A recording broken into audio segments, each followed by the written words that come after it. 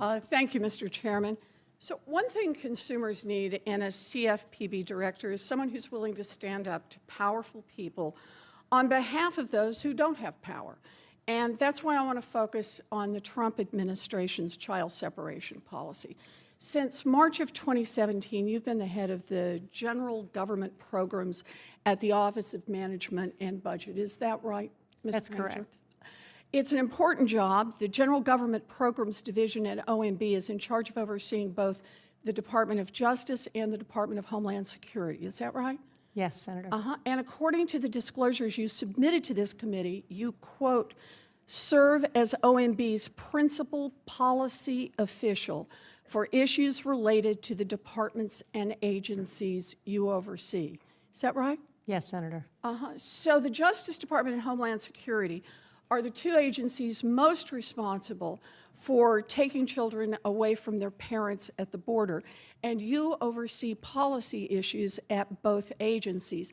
But for a month now, you have refused to respond to Ranking Member Brown's and my request for information for documents relating to your role in child separations.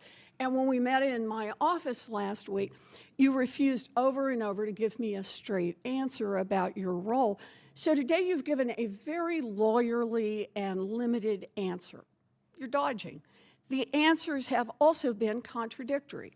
You've said you have no role in setting the policy, but you also can't describe the advice you gave on the policy, which means it raises a question, which is it? You had no role, or you had a role and you can't describe it.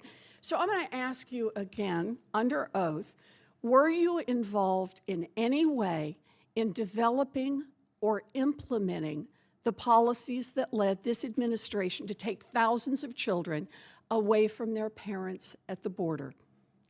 Senator, I had no role in setting the policy. As we discussed, I was unaware. Answer my question. It was developing or implementing. I had no role in developing it in terms of its announcement by the Attorney General. And so I was not aware of that. You didn't help the Attorney General announce it, but otherwise did you help develop or implement this policy? Subsequent to the Attorney General's announcement, there were meetings within the administration on the general topic of the implementation. And again, the Office of Management and Budget does actually participate in those meetings. You were involved? That's a yes? Senator, again, I don't want to characterize the advice as I noted to you. I'm asking you a pretty straightforward yes or no question, and I will remind you, you are under oath, and lying to Congress is a crime. I'll also remind you that many of the documents I've requested about your role in this policy could eventually become public under the Freedom of Information Act.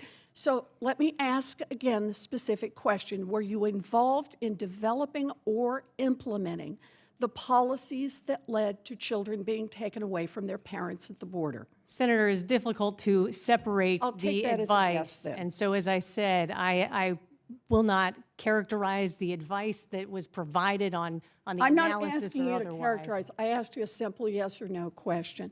According to reports, in some cases, the Trump administration isn't sure which children belong to which parents. As of Monday, the administration had not identified the parents of 71 separated children, which means right now they can't be reunited. DHS is the agency that took parents away from their young children. Did you work with DHS to create a plan for eventually reuniting these children with their parents? Senator, again, I can't characterize my advice, but as we also discussed, since I was nominated for this position, I have not been involved. Did you work with them on a plan? I didn't ask what the plan was, what advice you gave. Did you work with them on a plan to reunite these children who were taken away from their parents? I understand the question, Senator, but it becomes a slippery slope in terms of characterizing the advice that was provided or the analysis or the questions that were raised. No, it's Again, not a I don't want to slippery characterize slope. any of that. You don't want to characterize because you don't want to admit that you had something to do with this. You know, this was a policy that was designed to traumatize children and families as a way of scaring them away from the border. Even if they were seeking asylum, even if they were fleeing death threats, gang violence, rape, domestic abuse, White House Chief of Staff Kelly said that the whole point of this was, quote, to be a tough deterrent. The American Academy of Pediatrics says that being separated from their parents for weeks or months can cause these children irreparable, lifelong physical and psychological harm. Do you think that purposefully inflicting that on innocent children is immoral? And please make your answer brief. Senator, I think there are many heartbreaking stories that appear in the news every day from the conversation we had about American families, hardworking, who are affected by... It's a simple yes or no question. Do you believe that it is immoral to set up a plan whose deliberate intent is to inflict harm on children?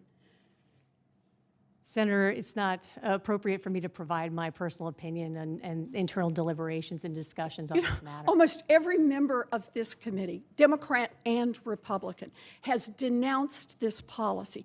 Even President Trump, when he signed the executive order ending child separation, said, and I'll quote, "I didn't like the sight or the feeling of families being separated." But you can't have an opinion on this. You know, I went to the border last month. I met a mother who was torn away from her 7-year-old little boy in the middle of the night. She could not stop crying. All she could say over and over and over is, "I never even had a chance to say goodbye." She had not seen her little boy for weeks. She had no idea where he was. You see the videos of some of these children being returned to their parents after long separations. They're dazed, they're unsmiling, they're dirty. It's like the life has been sucked out of them. These are innocent children who may be scarred forever by this policy.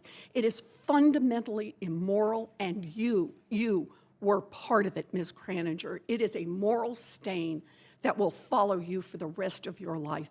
And if the Senate votes to give a big promotion to you after this, then it is a stain on the senators who do so.